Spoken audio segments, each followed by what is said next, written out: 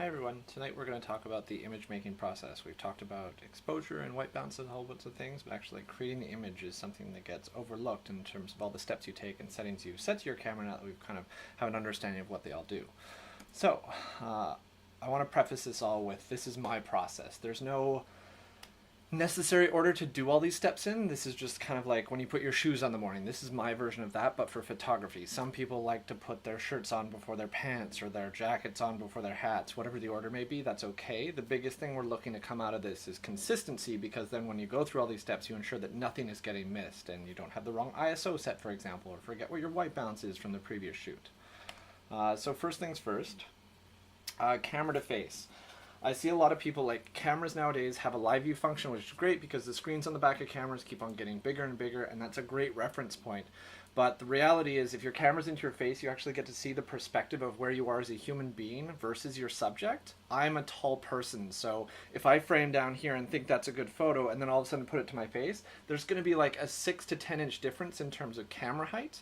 So that's really important in terms of how you want to portray your subject. If you want to be looking down and making your subject look submissive, that's great. But if you want them to look like big and powerful, me being a tall person doesn't help. So when I put my camera here and realize, oh, I need to be a little lower, and I'm still on camera, great. I understand where I actually need to be in terms of where I'm framing my subject and what that looks like in reality. Yes, the screens can be helpful. Say you're up against a wall and you can't actually get your head behind the camera. You can pop out your screen if it does that, tilt it around, trying to get a better angle. But more and more I see people relying on live view and kind of shooting while it's happening. The issue with that is while you're in live view, there's going to be a delay from when you press the button to when the capture actually happens, because it has to turn off video mode, go to still, take a still picture, and then go back to live view mode.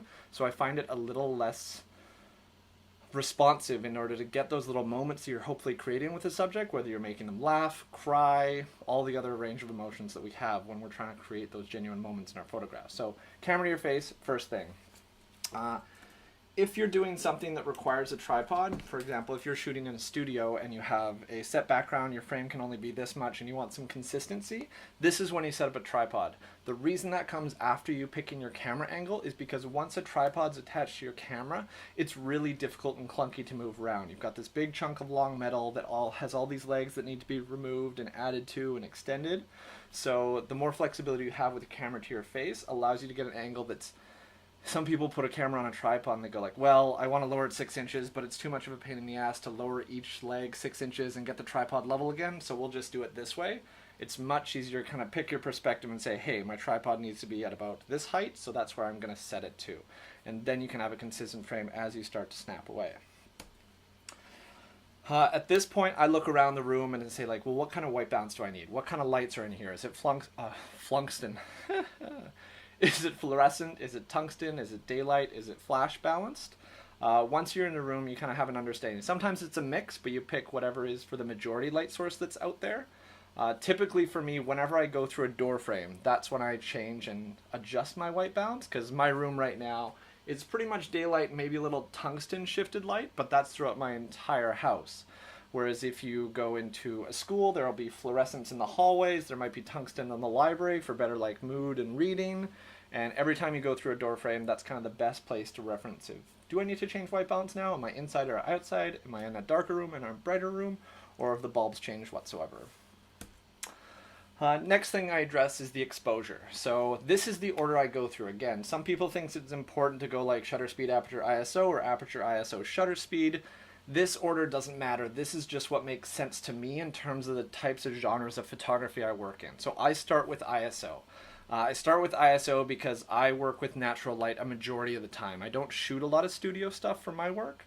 So I'm dealing with either like daylight or like a night shoot, and ISO allows me to control how sensitive I need my camera sensor to be to that light. So if I'm outdoors shooting portraits, you know, in a local neighborhood of one of my clients, like, hey, cool, it's a like overcast, cloudy day, we're going to be ISO 400 to 800. That's going to give me some flexibility with how the rest of my exposure works out. If it's a night shoot and I'm doing some architecture, and I don't have a tripod with me for whatever reason, I'm going to want to crank up that ISO really high because I know at the start I need a very high sensitivity for that type of environment. Next piece I go to is aperture. For a lot of my work, if you've looked at my site, it's really shallow depth of field. So this is where I get an additional amount of light boost because all my apertures are pretty wide open. Typically I work around f2.8, f1.8, f1.2, depending on what kind of lenses I have with me on any given day. That sets the depth of field for the project and also allows me to get even more light into it. So finally, when I get to shutter speed, I know I can go as fast as I need to. If I'm working with somebody who's just doing a headshot, I only need to be shooting 1/125th, 1/250th of a second to freeze their expression. But if I'm working any sports shoots or things like that, I want to be 1/2000th, 1/4000th of a second, just as kind of a rule of thumb for me.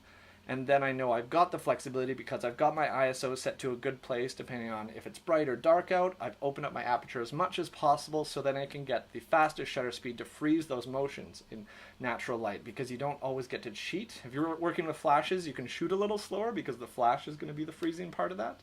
But for me, this is the order I go through. And then I'll take a photo after I've figured out my ISO, aperture, or shutter speed. See if the exposure is sitting on the histogram the way I expect it to. If we're shooting tethered, we'll check a capture in Lightroom or Capture One, and then be like, hey, do we need to change in these settings? Do we need more exposure, less exposure? How's the depth of field looking? How are all these estimates we made, or these guesses, showing up on the actual final image? So I'll just go through these steps, maybe even a couple times, because maybe that light isn't as bright as I thought it was, or maybe the depth of field isn't right because they're too close to the background, something like that. Maybe the subject needs to shift, maybe my settings need to shift. So I'll go through ISO, aperture, shutter speed, take a photo, ISO, aperture, shutter speed, take another photo until I'm happy with the final product. So then I can begin to start shooting. After I've got my exposure nailed down, then I'm going to pick my point of focus. So whether my subject's in sharp focus or my background's the priority in the scene, you want to figure out where that needs to fall. Sometimes you need to be focusing the whole time you're shooting because you're working with a dynamic subject and they're going backwards or forwards or left and right on your screen if you're shooting sports.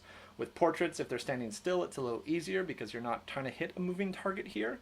But we really want to be conscious and not always allow autofocus to do the heavy lifting for us. We want to pick the point of focus that makes the most sense for us and what we want our viewer to see first, because our eye always goes to the brightest and sharpest element in the scene, and you as the photographer need to pick what that is for your photo. And now finally, it's just a matter of capture. Once you've got all these settings down, you don't need to worry anymore until you move to the next location. You've got your white balance right, you've got your exposure settings, you've got your focus. So now you can really just start to relate to the subject, have a conversation with them, ask them silly questions, pose them out, whatever your approach may be. For every photographer, it's different. But I find a lot of photographers kind of mix all these settings up and they end up capturing in between, figuring out exposures. So they have this like up and down consistency when they go through their photos at the end. Some of them are good, some of them are bad because they haven't locked down the technical aspects of the settings on their camera. And then they maybe got a great photo, a great expression from somebody, but it's underexposed or it's out of focus. And if they had just kind of taken this like 5 to 10 minutes of prep, talking their subject through like, hey, don't worry about this. These are all test shots. We're going to figure out how this looks.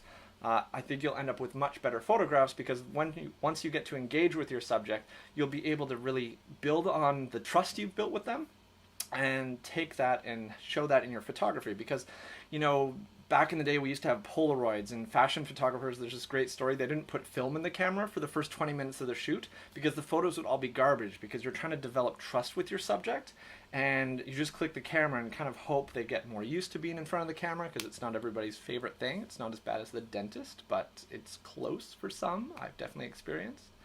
So as you get to capture and develop that relationship, try not to review your photos every single shot because you're breaking that connection. You can imagine right now if I'm taking a photo of you and I have the camera in your face and I'm shooting, and then all of a sudden I'm just like, yeah, wait a second, and like I go through, and the unfortunate thing is newer photographers will look at their camera and they won't control their facial expressions, and it's natural, like as soon as we see something we don't look, we'll go, ugh. And if you can imagine you feeling that from your perspective, like, oh, I'm doing a bad job, like I didn't get a great smile, I'm not doing well in this photo shoot, it just kills the talent's confidence and trust in you that you're doing a great job on the other side of the camera.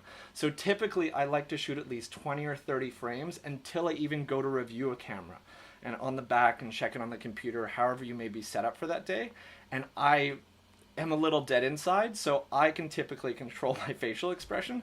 But if I'm having an off day or I'm putting a lot of pressure on myself, I will say, hey, thank you so much. We did 20 or 30 shots. Everything's looking great. I just want to check, make sure I got my focus right. always blame yourself. Like, I've thrown myself under the bus in front of so many clients saying like, hey, I asked you a silly question, I didn't have the background, there was somebody out there, there was a car driving by, the color I didn't like. Everything is like the camera's fault or the photographer's fault. It's never the talent's fault, because you're building up this confidence over time, and anything you do to chip away with that works against getting a great image. So I will say, hey, 20 or 30 shots are done, I'm just going to review these, and then we'll try something different. Does that sound great to you? Grab a water, take a break, check your phone, go to Twitter, whatever, and then I'll turn around so they can't see my facial expression.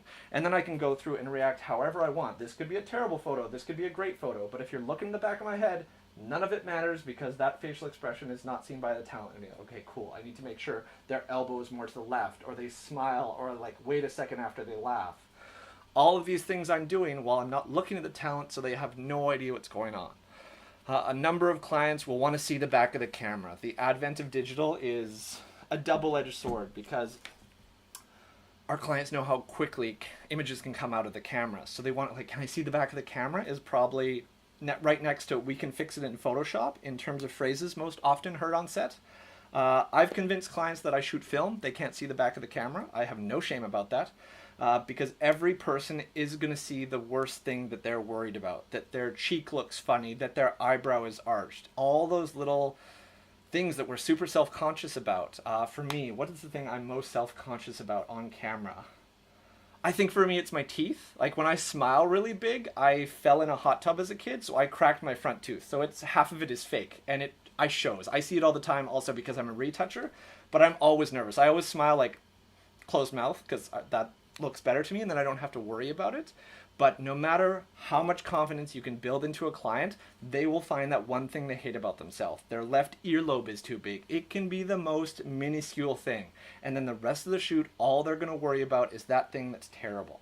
So you need to do a really good job of protecting that confidence and trust. And sometimes that means telling the client, no, you can't look at this. I haven't gone through the edits yet. I want to show them on a bigger screen. There's so many excuses you can make to tell the client no. There's nothing in a contract I've ever read that says, hey, you need to show me the photos immediately after you've shot them. One thing we've really done successfully on set, for example, the photographer will be shooting and I'll be teching on the computer, and I'll be going through doing selects as the shoot is coming in. So I take out all those like weird smiles and expressions and laughs and sneezes and coughs, so that when the photographer comes over with the client, if picking selects on that day is necessary, they're looking at the cream of the crop. They may have shot 100 photos, and the client's actually only looking at 10 of them that are complete bangers, that are going to be, oh my god, these are great already, and we haven't even retouched them. We haven't even put a treatment on these.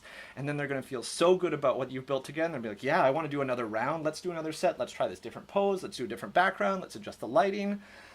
All of this, again, you want to come off as a professional, so showing your napkin sketches or like little ideas, those drafts and everything you've shot doesn't really help to build for that. After that, you just repeat the process for every new environment, and then you're done. That's typically how a photo shoot goes for me, and so many people worry about the technical settings on the camera, and yes, they're important, but how the client or talent, whoever's in front of your camera, reacts to those is almost equally, if not more important. So making sure that they feel confident in what you're doing. At the end of the day, I always tell my clients, if you look bad, I look bad. I don't want to see a photo of you out there that doesn't show you your best, so we're going to keep working until we get there.